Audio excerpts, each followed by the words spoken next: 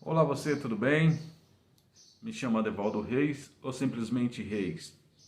E eu quero deixar nesse vídeo um alerta para os pais sobre a festa denominada Halloween. Essa festa, embora ela não faça parte da cultura do nosso país, mas é uma festa que é copiada dos Estados Unidos. E há uma reportagem da Record que vocês vão assistir que fala quanto é nocivo para as crianças essa festa denominada Halloween. Então, nós precisamos tomar muito cuidado porque isso afeta de maneira destrutiva as nossas crianças. É muito nociva para as nossas crianças. Então, nessa reportagem você vai ver que especialistas, historiadores vão falar sobre a origem dessa festa que, infelizmente, foi copiada lá dos Estados Unidos e foi traga para o Brasil. Lembrando que essa festa Halloween, ela não tem origem também nos Estados Unidos, né?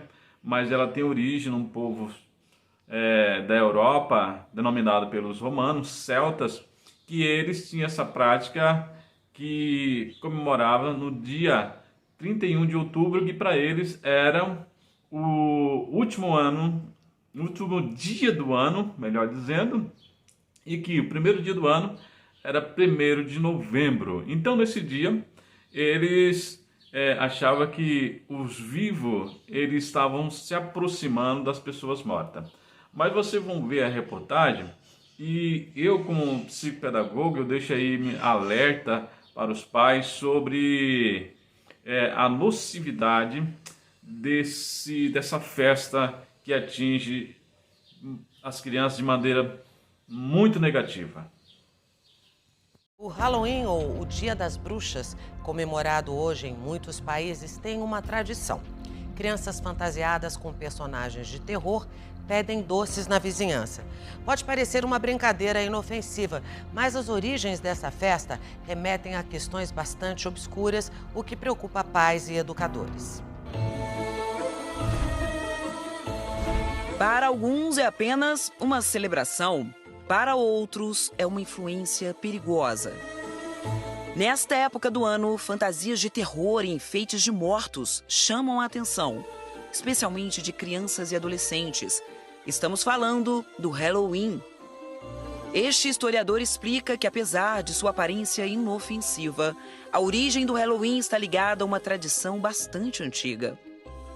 Por volta de 1200 a.C., viviam na Europa diversas tribos denominadas pelos romanos como celtas. No calendário desses povos, o ano começava em 1º de novembro. E para eles, a véspera, noite de 31 de outubro, era uma data muito especial. Nesse dia celebrava-se o Festival de Samhain. Dentro dessa realidade, dessa cultura celta, muitas vezes conhecida como paganismo, acreditava-se muito na aproximação entre o mundo dos vivos e o mundo dos mortos. No dia 31 de outubro, era muito comum acreditar que essa relação e esse tecido entre o mundo dos vivos e dos mortos estaria mais próximo. Então, celebrava-se de diversas formas, entre elas o sacrifício de animais e a preparação de oferendas. Os rituais envolviam ainda uma série de símbolos. Você tem outros elementos místicos, mágicos, como bruxas, gnomos, monstros e por aí vai. As pessoas usavam máscaras para poder afastar esses espíritos, usavam velas e outras concepções, velas, abóboras e tudo mais, exatamente para guiar. Mas existem outras vertentes. A expressão Halloween vem de All Hallows Eve, que significa véspera de todos os santos em português. E daí ficou um tríduo. Tinha All Hallows Eve, que é o dia anterior, o dia de todos os santos, e o dia das almas era o terceiro. Os três celebravam a cultura que é a morte. Então o Halloween acabou virando uma celebração da morte. Com a colonização dos Estados Unidos pela Inglaterra, a festa cruzou o oceano e ganhou proporção mundial, sendo celebrada inclusive no Brasil. A gente está copiando, na verdade, uma coisa de uma outra cultura, que já nem lembra mais o significado original dela, e tentando projetar uma cultura brasileira que tinha celebrações muito ricas. E aí os símbolos do Halloween são símbolos de morte, basicamente. A noite do Halloween é essa noite no mundo anglo-saxônico de onde veio o Halloween, né? É essa noite em que é bem outono, as coisas estão caindo, é tudo muito entardecer. E quando entardece, criaturas meio assustadoras podem chegar para te atacar. Há quem diga que o Halloween perdeu o caráter religioso e tornou-se uma data comercial. Hoje em dia, muitos pais vestem as crianças com fantasias de bruxas, fantasmas, zumbis, diabos e outros temas do gênero. Mas esta psicopedagoga diz que é preciso ter um olhar crítico quando o assunto é desenvolvimento infantil. Quando ele sai da brincadeira do Halloween, ele vai ter outras plataformas de vivência que também incentivam a cultura da morte.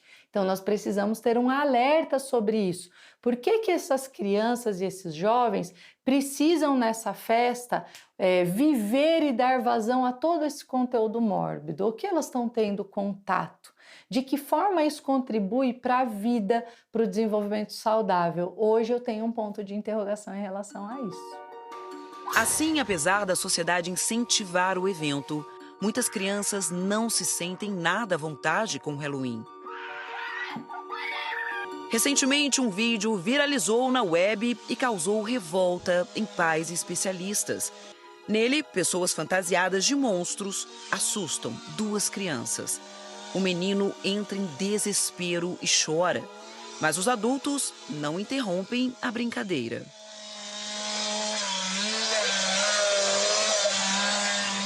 Levanta um alerta para os pais em relação ao Halloween, porque ele vai oportunizar essa vivência, essa experiência muito mais pautada no terror, no pânico, na morte e em conteúdos dessa natureza do que um brincar saudável.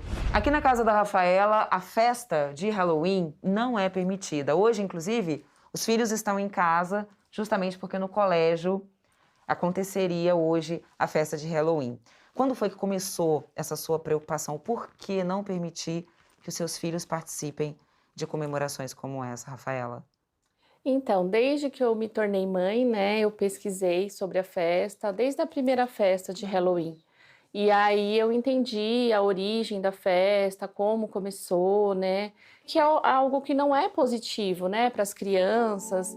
Mesmo não participando das festas, Fernando, de 4 anos, se assusta com o clima de Halloween. Ele tem medo, né, se ele vê imagem de bruxa, escuro, ele não gosta. Se ele vê um desenho ou qualquer coisa assim, ele fica com medo.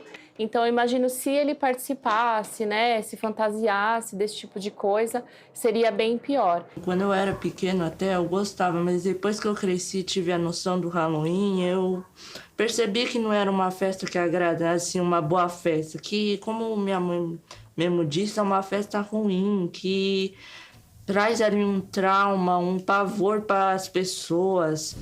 Cassiana lembra que os pais normalmente evitam que os filhos tenham acesso a conteúdo de terror. Então, não faz sentido que numa festa de Halloween eles possam ter uma faca de plástico atravessada na cabeça. Quando nós incentivamos cada vez mais experiências infantis e juvenis que promovam a cultura da morte, que promovam a dessensibilização da vida, que promovam a experiência da criança rir da desgraça alheia, nós plantamos isso e queremos colher o oposto? Para Rafaela, o Halloween é uma oportunidade para ensinar aos filhos que eles não precisam ser iguais à maioria para serem felizes e também de influenciar outras pessoas positivamente. Eu vejo muito isso, né, com amigas e até parentes que têm filhos, né, simplesmente fantasia criança e manda para a escola, né, e não procura saber por que essa festa, qual a origem dessa festa, qual a influência, o que isso pode trazer de negativo para as crianças, né? Como sociedade, nós precisamos começar a valorizar experiências de vida, de afeto, de amor, de cuidado, de compaixão. Nós precisamos contribuir para eventos que oportunizem o contrário disso. Então, meus queridos, vocês viram o vídeo aí e viram reportagem, especialistas falando, historiadores falando sobre esta festa. É uma festa que não contribui em nada para as crianças, pelo contrário, ela traz a síndrome do pânico, ela traz insônia, ela traz perturbação, ela traz uma série de coisas ruins para a vida da criança. Então, isso aí está destruindo seu filho, sua filha. Então tome cuidado, ponha coisa que realmente edifica, coisa que realmente traga benefício para essa criança e pode atrapalhar até mesmo na sua área cognitiva, na escola. Então, eu como psicopedagogo, eu reforço essa alerta para os pais, que os pais possam pensar, porque as crianças, elas dependem dos pais. Então, os pais têm que instruir no caminho bom, no caminho que deve andar, e não num caminho destrutivo, num caminho que não traz nenhum benefício para a criança. Pelo contrário, vai trazer malefícios para ela. Então, que Deus tenha misericórdia, que Deus nos ajude, que Deus nos abençoe. Já quero desde já pedir que você compartilhe esse vídeo, comente aí nos comentários, deixe seu joinha para que mais pessoas sejam orientadas e despertadas sobre esse assunto. Que Deus abençoe a todos.